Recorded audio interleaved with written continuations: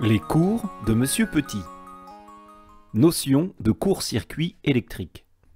Un dipôle est mis en court-circuit lorsque ces deux bornes se touchent ou sont reliées par un fil conducteur.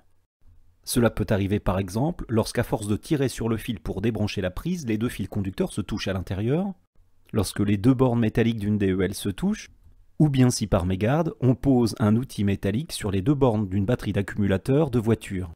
Dans ces trois situations, il y a court-circuit car les bornes se touchent ou sont reliées par un objet ou un fil conducteur. Quels sont les effets d'un court-circuit? Aux bornes d'un générateur, cela peut être très dangereux. En effet, il circule alors un courant très intense entre les bornes du générateur. Ce courant très intense peut alors provoquer une forte élévation de la température de l'objet court-circuité et des fils.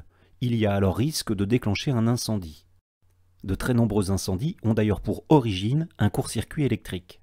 Étudions à présent les effets d'un court-circuit aux bornes d'un récepteur dans un circuit en série. En reliant les deux bornes du moteur avec un fil de connexion, on le court-circuite. Le courant est dévié par le fil et le moteur ne tourne plus.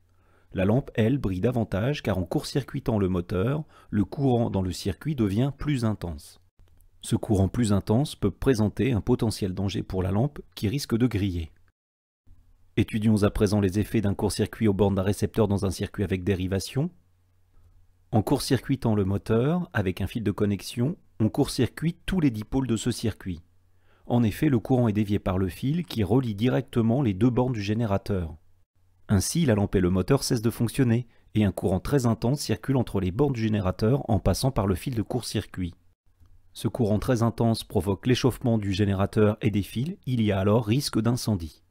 Mais alors, comment se protéger d'un court-circuit? Pour se protéger d'un court-circuit, il est possible d'utiliser un fusible. Un fusible contient un petit fil métallique conducteur qui peut facilement fondre lorsque sa température devient trop élevée. Il est également possible d'utiliser des coupe-circuits tels que les disjoncteurs. Ces dispositifs ouvrent le circuit lorsque l'intensité du courant dépasse une certaine valeur, par exemple 300 mA, 10 A, etc. Ils sont très importants car ils permettent de protéger les installations, mais également les personnes. J'espère que cette vidéo vous aura été utile pour mieux cerner la notion de court-circuit. Je vous souhaite à présent un bon travail et je vous dis à bientôt.